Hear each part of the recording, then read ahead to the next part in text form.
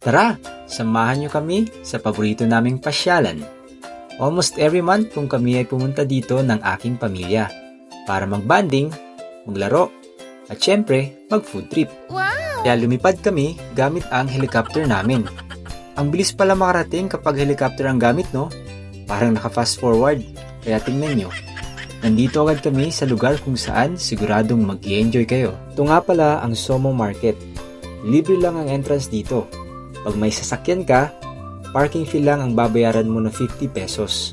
Ito pala ay located sa Danghari Road, Molino 4, Bacoor. Ito lang naman ang may pinakamalaking outdoor market at picnic spot sa buong Cavite. At pagdating namin dito ay naglatag agad ako ng sakin. Pero dahil sa lakas ng hangin, hindi ko ito malatag ng maayos. Hi! After 2 hours. Finally, nalatag ko rin ng maayos. Heis! Napagod ako dun kaya upo muna ako. Kaso, bigla ko na-realize wala pa palang pagkain. Heis! Nagbaon pala kami para makatipid sa picnic. Meron kaming chips, gagawa din kami ng nachos, adobo, spaghetti, syempre biko by yours truly.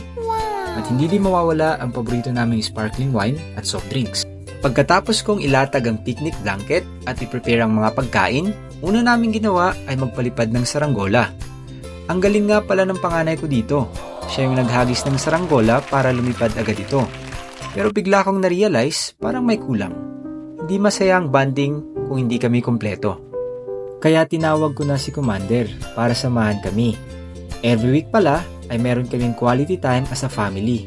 Kasi dapat lagi natin pahalagahan at sulitin ang bawat oras na kasama natin ang ating pamilya. Teka nga lang, nangangalay na ako Bida-bida yarn. Nagpapalipad na nga ng saranggola tapos kagamo pa yung anak mo. Kaya binigay ko na yung saranggola sa asawa ko para siya naman ang mag-enjoy. Sobrang enjoy na enjoy pala ang panganay ko dito. Takbo ng takbo, parang nakawala sa hawla. Malawak kasi ang space na pwedeng paglaruan. Siyempre, hindi papatalo ang bunso ko. Kahit natututo palang maglakad, gusto na rin tumakbo. At kapag pagod ng mga chikiting ninyo sa kakatakbo, pwede nyo silang dalhin dito sa inflatable slides at trampoline.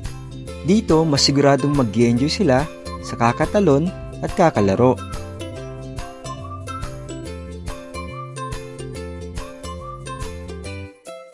Sobrang saya din pala ng bunso ko dito. Kaso, bigla siyang nalungkot. Na-realize niya, uuwi din kami mamaya. Gusto niya yata dito na lang tumira. Heis! Ito pala ang rate nila dito. 30 minutes, 100 pesos lang. Ang sunod naman namin ginawa ay ang pedal go-kart. Siguradong hindi lang ang mga anak ninyo ang mag-e-enjoy dito. Pati kayo din. Kaya, sulit na sulit ang bonding time kasama ang mga anak ninyo. Ito pala ang rate nila dito. 30 minutes, 150 pesos lang. Kaya for 30 minutes, padyak lang ako ng padyak. Pangiti-ngiti lang ako pero masakit ng mga binti ko. Tapos, sasabihin ng anak mo, bilisan mo pa. Heis! Pero syempre, okay lang. Basta nag-enjoy sila. Pag pagod na kayong pumadyak, pwede pala kayo ditong mag-archery. Mura lang ang rate nila dito. 15 arrows for 100 pesos. Pero dahil kasama ko ang wife ko, yung 50 arrows for 300 pesos ang kinuha namin para sulit. First time ko palang mag-archery.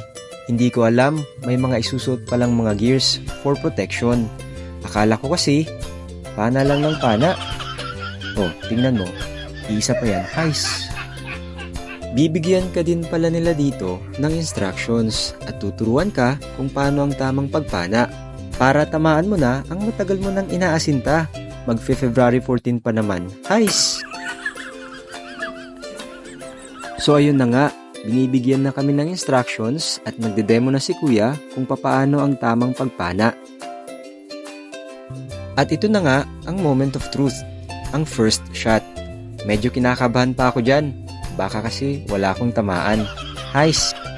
Ang tagal naman umasinta. Akala mo pro. Heis! At yun na nga ang unang pana. Walang tinamaan. Buti na lang may tama ako sa kanya. Heis! Mag-aalamiya muna kami dito ni Commander. At dahil 50 arrows yun, bibilisan na namin ng pagpana.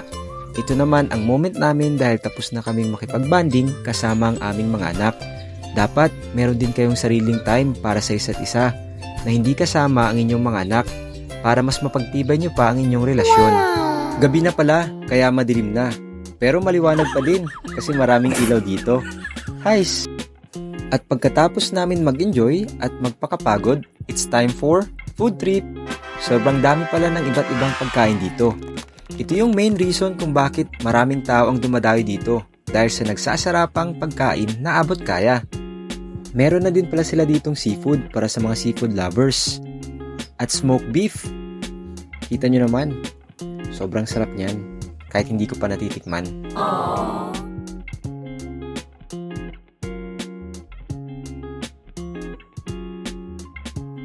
At dito nyo rin makikita ang flame burger ng Kinamak habang niluluto sa harapan nyo. At dito, kahit hindi Pasko, ay may puto bongbong at bibingka. At ito nga pala ang trending na smoking balls na umuusok habang kinakain mo. Meron pala sila ditong more than 100 food stall, kaya kulang ang 2 oras mo para maikot ito. Open pala sila dito every weekend lang, from Friday to Sunday, 2 p.m. to 10 p.m. At pagkatapos nyong kumain, marami din pala sila ditong iba't ibang klaseng dessert, fresh fruit shakes at drink. At habang kumakain kayo, ay may nangharana sa inyo dahil meron ditong acoustic night na may live na kumakanta. At sa ganda ng boses ng kumakanta, ay mapapalingon ka talaga. Hindi lang isang beses, kundi 2. Tingnan nyo si ate, may pa second turn around pa. Not just once, but twice. Ay mali, hindi lang isa, kundi 2 ang may kumakanta dito. Pwede ka din pala mag-request ng team song ninyo para kantahin nila.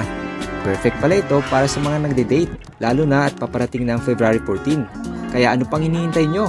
Dalhin nyo na dito ang girlfriend ninyo, boyfriend ninyo, asawa ninyo, wag lang ang kabit ninyo. What? O siya, paalam na muna. Hanggang sa muli. Salamat sa panonood, sana nag-enjoy kayo.